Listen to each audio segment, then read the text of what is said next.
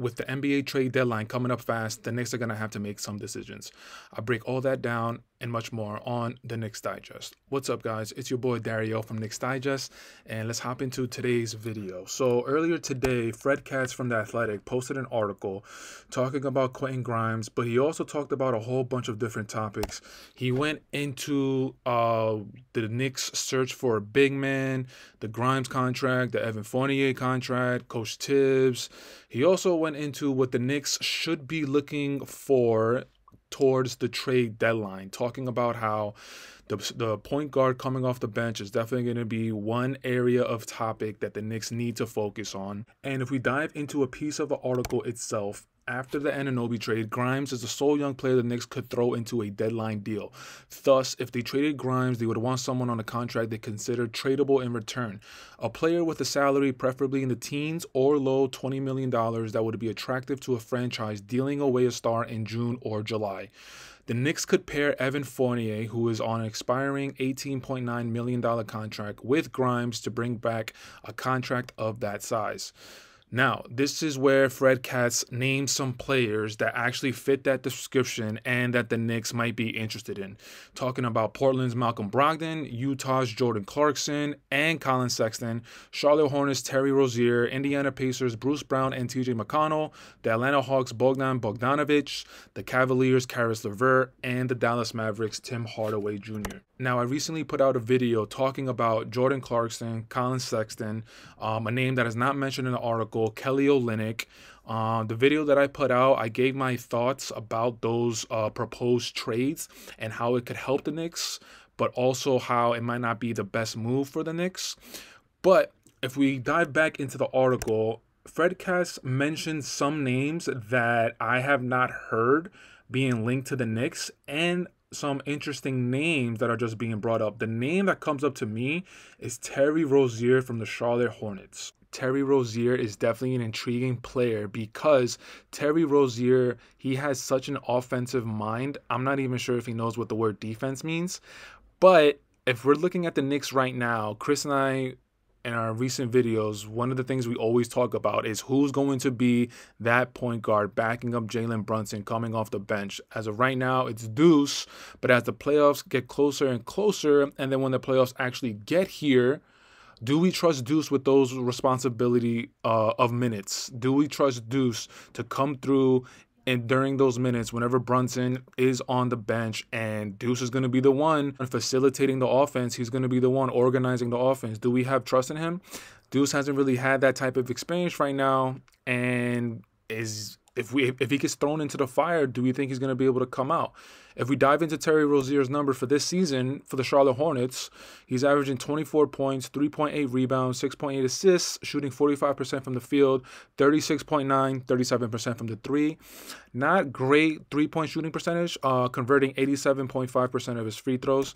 Now, another reason why Terry Rozier is very intriguing to me is he can create his own offense, and that's been one of the biggest things that the Knicks have been lacking. Besides Julius Randle and Jalen Brunson, we don't really have another player that can create his own. We don't have another player that can go into isolation and create a shot for himself, or maybe even create an opportunity for someone else. Right now, the Knicks are very, very reliant on Brunson and Randle, and as we just saw last night against the Orlando Magic, with Brunson being out, Randle was the focal point of the offense, and he had way too much responsibility on his shoulders.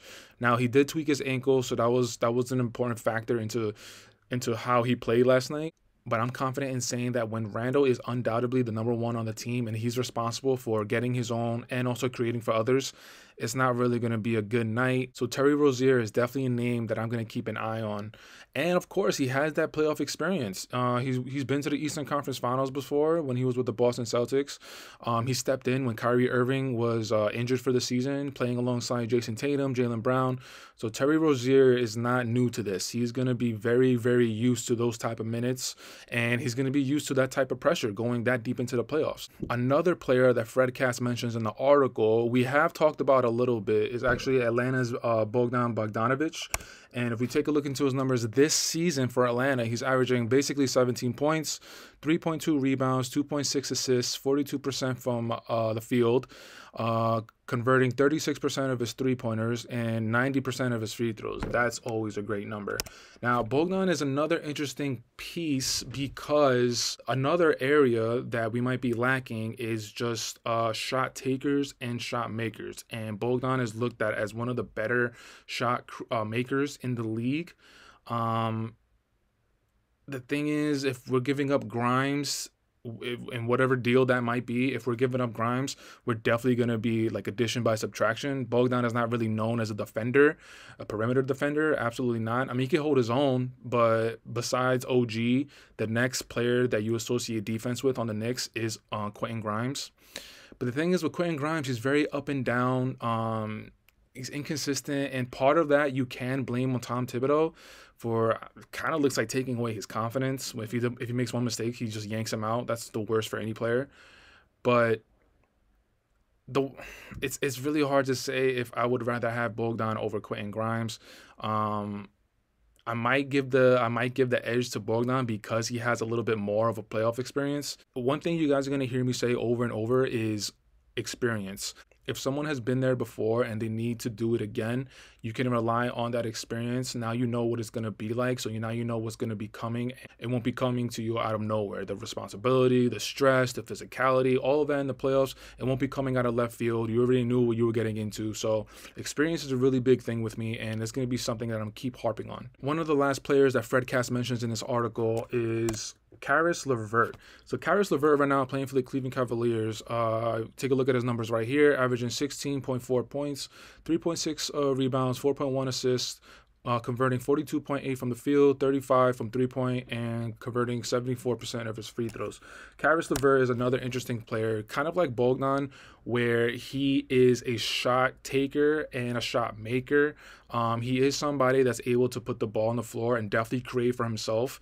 And like I said, when we were talking about Terry Rozier, we need somebody to be able to create for himself. Now, the knock on Caris is that he is a bit injury prone, and he's also a little bit inconsistent as well. So I did feel like I needed to mention him in this article because Caris LeVert and Terry Rozier, those two players, to me personally, I've never really heard of them being linked to the Knicks as the trade deadline gets closer. Bogdan Bogdanovic, I do remember his name being thrown around in the trade rumor mill maybe about like a month or two ago, and then it kind of quieted down. So I guess now it's really ramping up. So that's why I'm highlighting Caris LeVert. I've followed his career, and yeah, like I said before, he could definitely create a shot for himself, but not really known as a creator for somebody else. He's right now in the league, I feel like a lot of people are looking at him as not a selfish player, but really more for creating for his own. And I'm not sure if that's the type of player that we need right now on the Knicks. I think the number one, as far as the players that I mentioned in this video, the number one person that interests me the most is definitely Terry Rozier. Now, including the other names in this article and the other videos that I've done, Jordan Clarkson, Colin Sexton, and Malcolm Brogdon, those three would have to be included with Terry Rozier. Those are the four names that are definitely, if not at the top of the New York Knicks trade deadline list. It's gonna be very interesting to see what the Knicks do as the trade line comes closer, because that Jalen Brunson spot, I feel like, is gonna be such a poignant position, and depending on what we do on the trade deadline, it might make or break our season, as well as the big man. Isaiah Hartenstein, starting right now. Mitchell Robinson, reports have been coming out that has been optimistic that he might return towards the end of the season. But even if he does return, he's still going to need some time to ramp up. So even if he returns before the playoffs and we get him for the start of the playoffs, he's not going to be the full Mitchell Robinson that we know and have grown so accustomed to. It's going to take some time for Mitchell Robinson to get into shape, to get the rhythm of the game back. So even though we might have him back, he's not going to be fully back. So we might need another big man behind Isaiah Hartenstein, because Precious Achiuwa right now, Coach Tibbs, he's trying him at the 5, and I don't know, man. It's only been a few games, so he still has a lot more games to show us what he can do.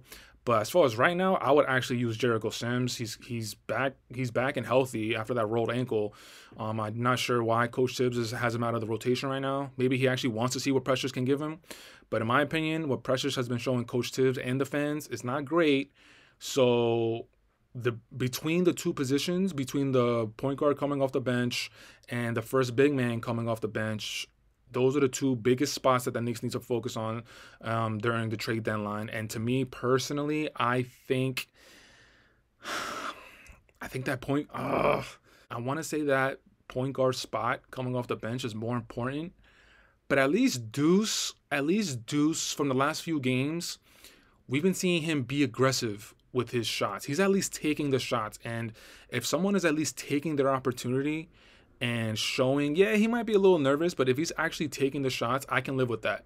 Precious right now is looking like he's just playing to not make any mistakes.